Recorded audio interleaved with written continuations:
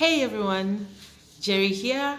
Welcome back to my channel if you're here as a repeat visitor, and welcome if this is your first time. Today I want to talk about my journey, my quest to understand who I am as a person, who I am as an African woman, and most importantly, who I am as an Acholi. Over the years, have been asking so many questions. And one of the big questions was, why did God create Africans? Because in as far as I was concerned, I didn't see our purpose on this planet. Number one, we are the continent, the dark continent. Dark because we're so backward, because we're so poor, and we're always dying of disease, but also dark because, in my view, we have dark skin. And also dark because we practice dark magic. Dark because the devil is dark, and probably the devil comes from here. Now, everything that is good is white. Everything that is beautiful is white, is light.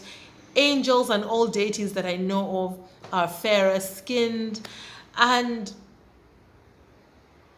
it just did not make sense to me. And I felt every day that I had to remind myself that I am loved by God. In as much as we are a very religious continent, I just feel like every day we are reminding ourselves that we matter. We are reminding ourselves that God loves us. And after so many years, it just did not sit well with me anymore. I thought to myself, there must be more. There must be more to our existence. And I realized that for me to know whether there was more or there is more to my existence, I needed to understand that which I have blocked because of what I have been taught, because of what I have been told is wrong. Because many times when anyone talks about African ceremony or African rituals, immediately everyone says that, African stuff is evil. And I used to wonder, what is evil about ceremonies like funeral rites? What is evil about ceremonies like the traditional wedding ceremonies? What is it that is so evil about the things that we do when babies are born? There are, ceremonies that happen with that. What is so evil about it? No one could explain, but we always knew it was evil. And with that also came artifacts or things that we used in African indigenous religion that seemed to me like very ordinary things that we threw out and banished because we always said they are evil, or they have an evil connotation to them because of what we were told. And it's even worse still when these items are not, even if we thought they're okay, if they're not nicely polished and presented, they still look a bit raw, immediately we cut them out and we give them a bad name. So while on this quest, maybe 2 years ago, I was on my way to the village. After 33 years, I finally gathered the guts to go back. And I'd stopped going to the village because of an insurgency that lasted over 20 years. And after it ended, in a lot of our minds, those of us from that part of this country, of Uganda, in a lot of our minds, we still carried the trauma of that period. When my parents died, my mother and my father, we had to bury them in the heart of that insurgency, and even the journey to and from was always very, very scary. So we carry that trauma inside of us, inside our minds, which kept a lot of us away from the village. But on this quest, I found myself suddenly ready. My heart was ready to go back home and meet my people and get to really, really know them. I'd last gone to the village really for the sake of going to the village when I was 10 years old. And here I was, I'd already turned 40, and I'm going back to the village. So on one of these trips, I stopped by a neighboring town, a bigger city, to do some shopping that I was, buying some stuff that I was going to take with me to the village. And while I was there, I found a section of the market where they sold artifacts, African spirituality or indigenous religious artifacts. And we were so excited. I was with my sister who has walked this journey with me. So we were so excited. We wanted to know. We thought, now we are with, we have found people who are selling the stuff. So they must give you some sort of prescription based on what you're struggling with, or what you have, or what you're looking for. So we sat down with them, and we had such a fantastic, it was about 2 hours that we sat with them and just kept asking questions and learning. Now, the thing that excited us the most is that a lot of the items they sold were very ordinary items that on their own were, meant nothing. But if they were put together, if you found them together, people immediately thought about witchcraft, or thought about dark powers, or thought about evil. And yet, these are everyday items. So, my sister and I bought quite a few items out of excitement, but we also asked a lot of questions about them. And I will show you very quickly what the individual items are that we bought, or that I bought and brought back home, and then I will speak about them in a bit. So these are some of the items that I bought from the market. These, as you can see, are cowrie shells. Cowrie shells are used by lots of people as jewelry, their bracelets, necklaces, earrings, and so on and so forth. But they're also used as accessories on clothes, in hair. A lot of people like to wear them in their dreadlocks or their braids. I also have this gourd or calabash, a small one that has beads in it. And what they do with this is that they cut out the bottom, they dry it, cut out the bottom, take the seeds out, and I think they put the dry seeds back in and sew it, so it makes a noise. It's actually a musical instrument. I also got this. I think we've seen these with chiefs and the like. They hold them and swat them around. I used to think they were swatting flies, but there might be more to what they're doing with it. It is a tail of an animal. And if you look at the inside there, you've got the dry bit of the end of the tail. I did not ask what animal it was. I also bought these. These are porcupine quills. If you know what a porcupine is, I remember I got these from the market as well. Now these are called rosary peas or something like that. I think a number of you will find them familiar. We played with these as children. We had a lot of them growing in our compound, and I know a lot of people who did too. I also bought this, which I thought was very exciting. So these are two different items, and I'll hold them like that so you can see. The string item is their whiskers. It's a whisker of a giraffe, okay?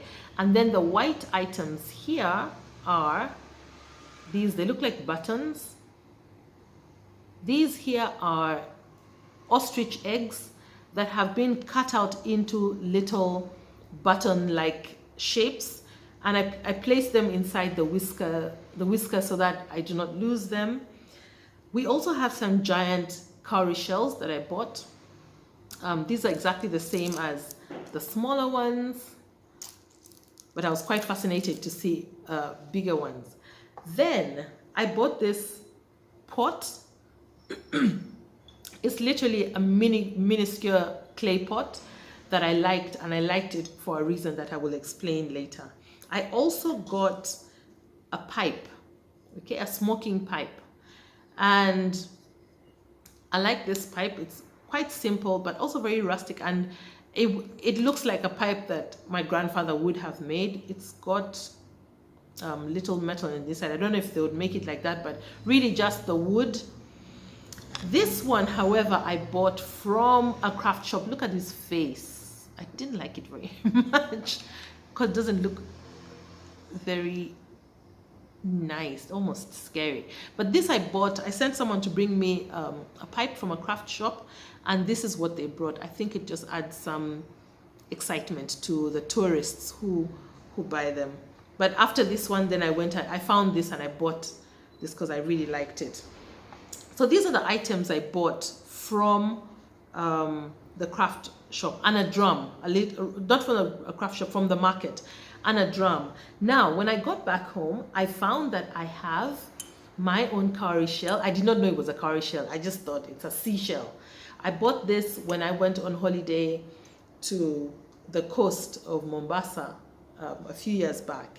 So when I got back home, I realized that it was also a cowrie shell. And I have another one here, which I also had at home, and I realized the inside of this is similar to the inside of that, which is similar to the inside of this one. So they are actually different cowrie shells. But also while I was in the market, I saw these being sold, okay? So after looking at these items that I just presented, one can understand, and I understand, why we would think, especially when you see them set out the way that I set them out on the table, if anybody walked in, they would wonder what Jerry is doing with all these witchcraft items. As I was setting the table up to record this video, my daughter walked in and she said, "Mommy, what are you doing?" I said to her, "I'm recording a video to talk about the items that I bought a few years ago." And she said, "Mommy, please don't put it out there because people will think you're doing witchcraft." And I felt her pain. I know that that is where I was, but also that is exactly the reason why I'm putting this video out, so that I can explain that it is not what we think it is. These are individual items, but also as individual items, you don't think that of them. But also all these items are items that are natural. They're all items that are created by God. And if you look at each and every one of them, there is no negative connotation to them. It's just how they are used. Now, what have I also learned about them? Each one of these, when I asked the ladies at the market, what do they do?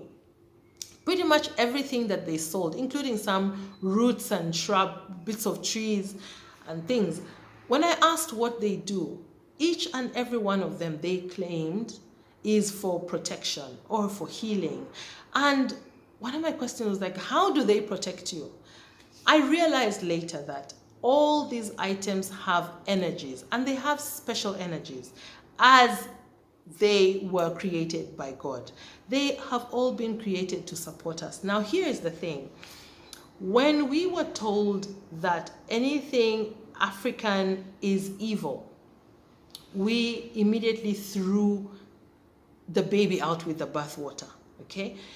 Yes, there is the evil part of witchcraft. There are people who use these powers to harm others. They use these powers to block others or to cause negative things to happen to others.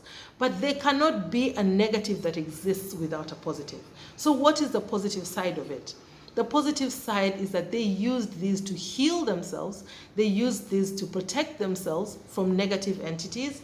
And I did not understand all this then. When I bought these items, I said to a friend of mine who has been on this journey with me that I do not understand why everything that we sell for African spirituality is about protection.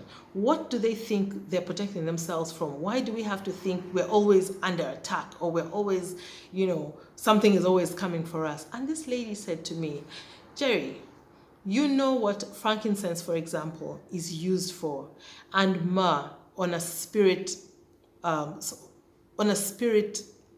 level, or in spirituality, even in religion. I